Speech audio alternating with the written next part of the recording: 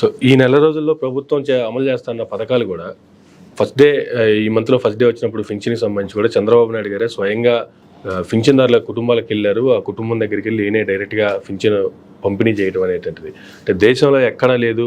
First time ఒక CM ఇంటికి వెళ్ళి పంపిణీ చేయడం అనేది దాన్ని బాగా పబ్లిసిటీ జరిగింది. ఇది ఒకటి చెప్పగలగండి. ప్రజాస్వామ్యంలో ఇప్పుడు ఉదాహరణకి జగన్మోహన్ రెడ్డి గారు తీసుకున్న ఇనిషియేటివ్ ఏదైతే ఉందో ఆ వాలంటరీ వ్యవస్థ త్రూగా దాన్ని పెన్షన్ డిస్ట్రిబ్యూషన్మెంట్స్ ఇవన్నీ జరిగాయి. ఒక యాక్టివిటీ ఇప్పుడు నేను అదే చెప్తున్నాను, లైవ్ డిజైన్డ్ ప్రోగ్రామ్ ఒకటి ఉన్నప్పుడు ఆ డిజైన్డ్ ప్రోగ్రామ్ ఎక్కడ డీరేల్ అవ్వలేదు. ఇప్పుడు లబ్ధిదారుడు ఇంట్లో కూర్చొని సల్లకదలకుండా అందుకునే కార్యక్రమం బాగానే ఉంటుంది, కానీ దానికి ఆల్టర్నేటివ్ లేకుండా నీకు పెంచుతున్నాను కదా 1000 రూపాయలు ఎక్స్ట్రా పెంచాను, ఒకసారి ఆటోలో వెళ్ళు లేదా క్యాబ్ బుక్ చేసుకుని వెళ్ళు, ఇలాంటి వెసులుబాటు ఉంటుందా ఉండదా? సార్ అది కాకపోయినా సచివాలయ వ్యవస్థతో అనుసంధానించి ఈయన కార్యకర్తలతో డిస్మిస్ చేస్తున్నారు. ఈ వాలంటీర్లు నా కార్యకర్తలని అథెంటికేషన్ ఇవ్వకపోయినప్పుడు జన్మభూమి కమిటీల రూపంలో తెలుగుదేశం కార్యకర్తలు ఇంటికి వెళ్ళి ఇస్తున్నారు. ఎలక్షన్స్ ముందాక ఎవరైనా ఓన్ చేసుకోగలిగారు వాళ్ళు వైఎస్ఆర్సీపీకి సంబంధించిన వాళ్ళు అని ఆబ్వియస్. సో ఎప్పుడైతే సరే మన కార్యకర్తలు మన నాయకులు అన్న దగ్గర ఇవాళ ఎవరైనా యాస్పిరెంట్సే, వాడి పొలిటికల్ ఏరాలో నెక్స్ట్ లెవెల్కి ఎదగాలనే ఉంటుంది. నువ్వు ఇంక అక్కర్లేదు నేను కార్పొరేట్ సెక్టర్లో ఒక కొత్త పందాకి తెరలేపుతున్నాను అన్నది జగన్మోహన్ రెడ్డి గారి కొత్త ఆవిష్కరణ. ఏది నాయకులు అక్కర్లేదు, క్యాడర్ అక్కర్లేదు, ఏ పనైనా ప్రభుత్వం డైరెక్ట్గా ట్రాన్స్పరెన్సీతో చేస్తుందని చేసిన దానివల్ల ఏమైంది? ఇక్కడ సింపుల్ అండి, పెద్ద రాకెట్ సైన్స్ ఏం లేదు. లాస్ట్ ఎలక్షన్స్ ఎన్ఆర్ఐలు అండ్ రెడ్డి సామాజిక వర్గం ఇలా పిడికిలు బిగించింది. ఇక్కడ మహబూబ్ నగర్, కర్నూలు, మన తెలంగాణలో చూడండి మహబూబ్ నగర్, వరంగల్, నల్గొండ, ఖమ్మం ఇలా ఏకతాటి మీదకి వస్తే ఎలక్షన్ ఎలా అయిందో చూశారు కదా కేసీఆర్ గారు. అక్కడ ఈసారి రెడ్డి సామాజిక వర్గం ఎస్యూజ్ మెయిన్ కూర్చున్నారు ఇంట్లో. సో దానివల్ల ఏమైందంటే ఇప్పుడు కమ్మ కాపు సామాజిక వర్గం ఏకతాటి మీదకి వచ్చి మిగిలిన కులాలన్నింటినీ సమన్వయపరుచుకుని ముందుకెళ్ళడానికి వాళ్ళు వెసులుబాటు తీసుకోగలిగారు. సింపుల్. లాస్ట్ టైం ఏం జరిగిందో ఈసారి అదే జరిగింది. కార్బన్ కాపీయే, కానీ ఏంటంటే క్యారెక్టర్స్ వేరు, పార్టీలు వేరు. అందుకే చెప్తున్నాను, ఏ కులం ఆ కులంకి కన్ఫైన్ అయినప్పుడు ఇప్పుడు పవన్ కళ్యాణ్ గారిని చెప్తాం, ఒక పిల్లిని చూడండి రూమ్లో పెట్టి కంటిన్యూస్గా బంధించి కొట్టండి, కాన్సిక్వెన్స్ ఎలా ఉంటాయి? అది తిరగబడుతుందో తిరగబడుతుంది. అలా ఆయన్ని సప్రెషన్కి హ్యూమిలియేషన్ నుంచి ఇక ఈసారి కాకపోతే ఇంక మనతో కాదు అన్నప్పుడు ఏమవుతుంది? చేసి చూపించారేమో అంతే.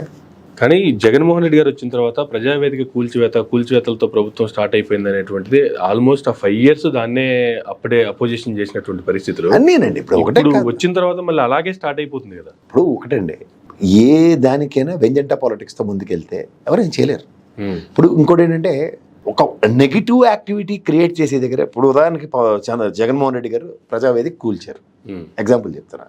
ఇది అమరావతి, గ్రేటర్ అమరావతి దీంట్లో ఈ మొత్తం 50 kilometers రేడియస్లు ఇవన్నీ కరకట్ట మీద ఉన్నవన్నీ అవినీతిగా కట్టబడినవి ఇదే కదా. ప్రజావేదికతో పాటు అవి కూడా కూల్చడానికి ప్రభుత్వ పరంగా చర్యలు ఉన్నప్పుడు ఎవ్వరు దాని గురించి ప్రజావేదిక గురించి చర్చ ముందుకు వెళ్ళకపోయినారు.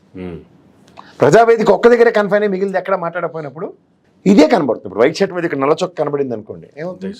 అదే విధంగా ప్రభుత్వ కార్యకలాపాలు ఏం చేసినా సరే ఒక ట్రాన్స్పరెన్సీతో చేయగలిగితే, ప్రభుత్వ ఆస్తి ఇది ప్రజావేదిక అన్నది, ప్రజల డబ్బులతో మేము కట్టిన ఆస్తి, నాటి ప్రభుత్వం ఉంది. దీన్ని కోల్చడానికే ప్రభుత్వ పరంగా మేము వెనకాట్లేదు. మాకు దీంట్లో బోల్డెన్ వెసులుబాట్లు ఉన్నాయి, ఇందులో ఇంకేదైనా చేయొచ్చు. కానీ దీంతో నేను మొదలెట్టాను, దీనికి అన్నిటికీ నోటీసులు ఇచ్చారు కూడా. Within span of no time కూలుస్తామని కూల్చుంటే వ్యవస్థతో పోరాటం చేయాలి. ఇప్పుడు నంద్యాలలో ఎమ్మెల్యే ఉన్నారు రవి, ఆయన అయితే ఒక 2-2.5 సంవత్సరాల హాస్పిటల్ కోసం నిరంతరం పోరాటమే చేసాడు అతను. ఆబ్వియస్లీ సక్సీడెడ్, మెడికల్ కాలేజ్ వచ్చింది, అడ్మిషన్స్ అయ్యాయి. సో అట్లా కన్సిస్టెన్సీ ఉండి కూడా ఉన్నది చెప్పుకోకపోతే ఎవరేం చేస్తారు?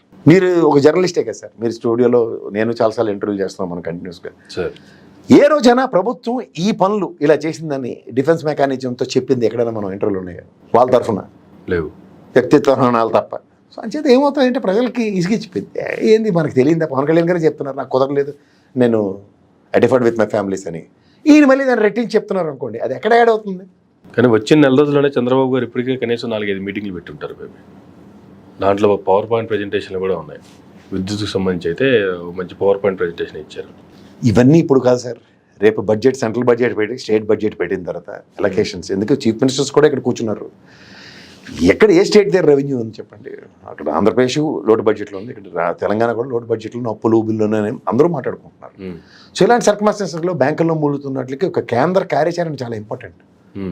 ఓ సుహృద్భావ వాతావరణం నేను చూస్తాను. చంద్రబాబు నాయుడు గారు, కేసీఆర్ గారు, తర్వాత కేసీఆర్ గారు, జగన్మోహన్ రెడ్డి, ఇవాళ మళ్ళీ రేవంత్ రెడ్డి గారు, చంద్రబాబు నాయుడు గారు కూడా చూస్తూనే ఉన్నాం మనం. అవుట్కమ్ చెప్పండి. నీటి సమస్యలు కానీ, లేకపోతే విద్యుత్ బకాయిలు కానీ, ఇలాంటివి ఏవైనా ఎక్కడైనా సమస్యలు పరిష్కరించబడ్డాయి?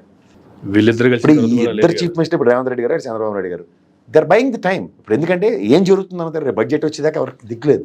అంటే ఈ టైంలో ఏం చేయాలంటే ఏం జరిగిందో రాష్ట్రంలో ప్రజలకు కొంచెం తెలియజెప్పే కార్యక్రమంకి చంద్రబాబు గారు తెరలేపారు. దాంట్లో ఇఫ్స్ అండ్ బట్స్ ఉంటాయి, కొన్ని యాక్యురేట్ ఫిగర్స్ బడ్జెట్లోనే బయటకు వస్తాయి. అప్పుడు మాట్లాడింది దానికి డిస్కషన్ ఎలాబొరేషన్స్ ఉంటాయి. నేనైతే అప్పటిదాకా నేను మాట్లాడదలుచుకోలేదు. అరెస్టుల పర్వం కొనసాగుతూనే ఉంది. దొరికిన వాళ్ళు దొరికినట్టు అరెస్ట్ చేస్తూనే ఉన్నారు. ఫైనల్గా ఎప్పుడో జగన్మోహన్ రెడ్డి గారికి నోటీసులు వస్తాయి, ఏదో టైంలో రావచ్చు అని ఎక్స్పెక్ట్ చేసేది, అది కూడా రానే వచ్చింది. ఎట్లా చూడాలి సార్ దీన్ని అసలు? సార్ ఇప్పుడు గాంధీ గారి యోగం ఎప్పుడో పోయింది. ఒకడు ఒక చెంప కొడితే ఇంకో చెంప చూపించి మన గాంధీ గారి దగ్గర నువ్వు చెంప కొడితే ఎవరో తిరిగి చెంప కొడతాను. ఇది టిట్ ఫర్ టాట్ అనేది ఖచ్చితంగా ఉంటుంది, ఉండకుండా ఏమీ ఉండదు. ఇన్వర్టబుల్ అది. If you rub on the other side obviously others also will rub on the other side, అంతే.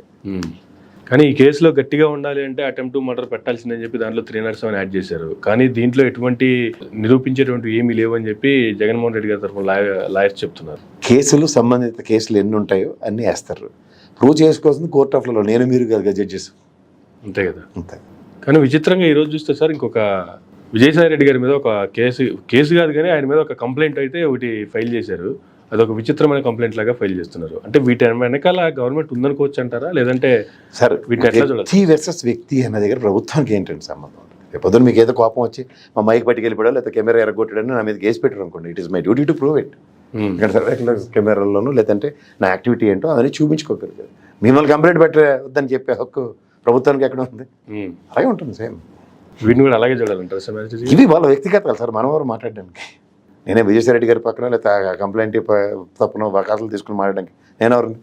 నిజాలు ఎవరికి తెలియదు. వకాలతో తీసుకోవడం కాదు కానీ ఇటువంటి కేసులు కూడా ఉంటాయా? ఇలా కూడా కేసులు పెట్టొచ్చా? ఏమో సార్, ఎవరు ఏం చేస్తారు? కేసులు పెట్టడానికి ఏమైనా నేమోలు ఏమైనా ఉందా? కేసు పెట్టకూడదని పెడతారు, అంతే. It is their duty to prove. ఇప్పటివరకు సైలెంట్ గానే ఉంటుంది వైఎస్ఆర్సీపీ. ఎక్కడ చూసినా కూడా ఆపండి, దాడులు ఆపండి, ఇవి కరెక్ట్ కాదు అని చెప్తున్నారు తప్ప ఎక్కడ దాని మీద రియాక్టివ్ మోడ్ కనిపించట్లేదు. ఏం చేయాలి? రాజాకి తిరిగి లేకపోతే ఇంకేమైనా చేయాలని? ఎవరికైనా గవర్నమెంట్కి బేర్ మినిమం టైం ఇవ్వకుండా ఏం మాట్లాడతారు సార్? ఎవరైనా మాట్లాడడం కూడా తప్పు. ఇప్పుడు ఈ గవర్నమెంట్ యాక్టివిటీస్ ఎట్లా ఉన్నాయో, ముందుకు ఎలా వెళ్తుందో చూడకుండా వచ్చిన రోజు నుంచి నాకు నచ్చలేదు లేదా నీకు నచ్చలేదు అని చెప్పి వాళ్ళతో మాట్లాడితే ఎలాగవుతుంది? అది కాదు కదా, పద్ధతి కాదు కదా. It is peoples verdict. 164 స్థానాలు ఇవ్వడం చిన్న విషయం అనుకుంటున్నారా? గతంలో 151 స్థానాలు ఇవ్వడం కూడా చిన్న విషయం కాదు. అవును. సో ఇట్స్ పీపుల్స్ వెర్డిక్ట్ని కాంట్రడిక్ట్ చేస్తూ అదేంటిది అలాంటి పని చేశారేటని అనాలంటే ఇది ప్రజాస్వామ్యానికి అర్థమే లేదు. So we need to wait and watch. ఇప్పుడు ఎగ్జిక్యూషన్స్ చాలా ఇంపార్టెంట్. 6 బుల్లెట్ పాయింట్స్ కర్ణాటక దగ్గర నుంచి, తెలంగాణ దగ్గర నుంచి, ఇప్పుడు ఆంధ్రప్రదేశ్ 6 బుల్లెట్ పాయింట్స్తోనే సక్సెస్ చూస్తుంది. ఆ సక్సెస్ని ప్రజలు ఏ విధంగా యాక్సెప్ట్ చేస్తారన్న దానికి ఈ టర్మ్ 5 సంవత్సరాలు ఆగవలసింది ఎవరన్నా. కానీ అధికారంలోకి రావడానికి అయితే సక్సెస్ చూస్తున్నారు కానీ ఇప్పటి వరకు ఆల్రెడీ అధికారంలోకి వచ్చిన వాళ్ళు కూడా దాని మీద ఎటువంటి ఫలితాలు? సార్ ఒక మాట చెప్తాను. యనమల రామకృష్ణ గారు 2019లో నేను 100 కోట్లు మాత్రమే ఖజానాలో ఉంచాను, ఎలా నడుస్తుంది ఈ ప్రభుత్వం తెలియదు, తీరువతెన్ను లేదు, చాలా కష్టం అన్నారు. మరి సంవత్సరంన్నర బడ్జెట్ తీసుకొచ్చి సంక్షేమం చేసేది, అవునా కదా? 3-4 పోర్ట్లు అయితే కట్టారు కదా, కన్స్ట్రక్షన్ ఉంది కదా, అదే ఇన్ఫ్రాస్ట్రక్చర్ కింద వస్తుంది కదా. గ్రామ సచివాలయాలు, విలేజ్ క్లినిక్లు, రైతు ఆర్బీకే సెంటర్లు ఇవన్నీ కట్టారు కదా. ఇవన్నీ రాష్ట్ర ఖజానా నుంచి ఖర్చు పెట్టిన డబ్బులే కదా. ఆరోగ్యశ్రీ ఏ విధంగా ప్రజలకు అందిందో చూసాం కదా. ఇవన్నీ it's a continuous process of government అండి. ఎంత కాదన్నా 350-370 కోట్ల రోజుకి ఆదాయం ఉంటుంది. దాంట్లో వచ్చి ప్రాపర్ ప్లానింగ్ ఏ గవర్నమెంట్ ఎలా చేస్తుంది అన్న దానికే ప్రజలు దానికి మ్యాండేట్ ఇస్తారు. జాబ్ ఇది is nothing but A custodian అండి. ఒక ముఖ్యమంత్రి అనే వ్యక్తి ఒక కస్టోడియన్. ఒక 5 సంవత్సరాలకి ప్రజల తరఫున బాధ్యతగా రెవెన్యూని పర్ఫెక్ట్ మాడ్యులేషన్స్తో పంచడానికి, సేవ చేయడానికి ఉండే వ్యక్తి అతను. ఆయన డిస్క్రిప్షన్స్ 5 సంవత్సరాల తర్వాత ఆయన చేసింది ప్రజలు తీర్పిస్తారు. నెక్స్ట్ టైం మళ్ళీ చంద్రబాబు గారు గెలిచారు అనుకోండి, ప్రజలకు నచ్చింది. నెక్స్ట్ టైం జగన్మోహన్ రెడ్డి గారు గెలిచింది ప్రజలకు కావాలి. అంతకన్నా ఇంకేం ఉండదు దీంట్లో. ఓకే.